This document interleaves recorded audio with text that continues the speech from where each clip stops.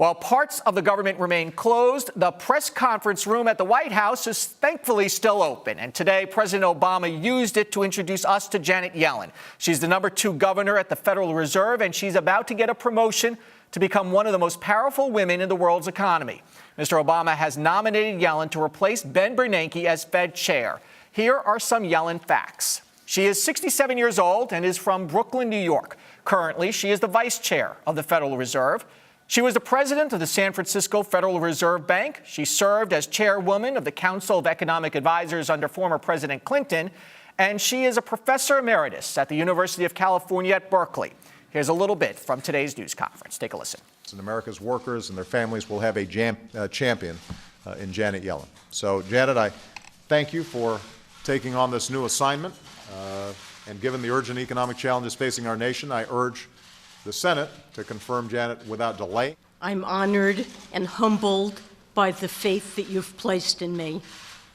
If confirmed by the Senate, I pledge to do my utmost to keep that trust and meet the great responsibilities that Congress has entrusted to the Federal Reserve to promote maximum employment, stable prices, and a strong and stable financial system.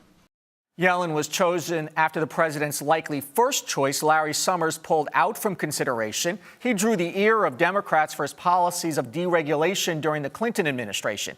So it is obvious that if you want a job in the Obama administration, you should be the president's second choice, because the first choice usually ends up under the bus. Ask Larry Summers or Susan Rice. So what to expect from Yellen? More of the same? Chris Rupkey is chief financial economist at the Bank of Tokyo Mitsubishi UFJ. Chris, welcome to Arise Exchange. Glad to be here. So let's start with Yellen. Who is she and what are her policies going to look like? Wow, she was really beaming today, wasn't she? I mean, was it just me? I'd have to relook at the tape, but it looked like the president mispronounced Bernanke, didn't he? Anyway, she seems to want the job. Just for full disclosure, her husband was my professor at Berkeley. So I'm a big fan of her, but she's a little on the dovish side. If it was on the part of the House of Representatives to shoo her into the position, confirm her, she would have a tough time. I don't think she'd make it. Well, that's because the House is controlled by the Republicans, of course, and the Senate by the Democrats. And let me ask you that question. Is her nomination assured? I think it's pretty good. I mean, they tested the waters pretty good. You never quite know, though, because these processes, what if she misspeaks? What if they come down hard on, like, rates have been down at zero forever? How long are you going to print money? What about the exit strategy? Do you have one? But nothing in her past that would give a I trip think her up. Like Larry Summers. Her. Larry Summers was not fully vetted, which this administration has a history of doing. He was heavily involved with Wall Street. I think that might have been part of the... She mentioned this during her quote that we saw, that she's going to promote as full employment as you can get. So the Fed does two things, among others. It does employment and it does inflation. Is it smart right now to focus on the employment equation over inflation? I have a mixed feeling on this. I feel it's not just the trade-off between inflation and jobs. It's also normalizing the financial markets after the recession. Short-term rates have been down at zero since 2008. If she has her way, they're going to be down there to 2016. Yeah, she is that is a problem. Yeah, she's very dovish, and we are just printing a lot of money. And the Fed under Bernanke over the past year has been a press release machine, changing its mind like the sports writers who cover a sports team. Where do you think she is headed with the tapering that Bernanke sort of put his foot in the water on earlier this year and then pulled back? I think they'll probably start in December. I mean, at the October meeting, they don't have any more jobs data before they get there. So you think we're going to get tapering before the end of the year? Yeah, I mean, and it might be under Bernanke then? It's almost nothing. Yeah, I think most people are thinking that Bernanke's going to give her the first shot, so that she doesn't have to do it. But I think the red herring for us is this liquidity they're pumping in, it's not as if it's sitting as excess reserves at our bank, unused. It's not like flooding the world with liquidity that's buying stocks. That's been the controversy, that it's not making its way into the markets at all. But can the Fed, we've had guests on the program say there is no way the Fed can pull back, that the housing market will collapse. Oh, that's not me. Okay, so you think the Fed has to pull back?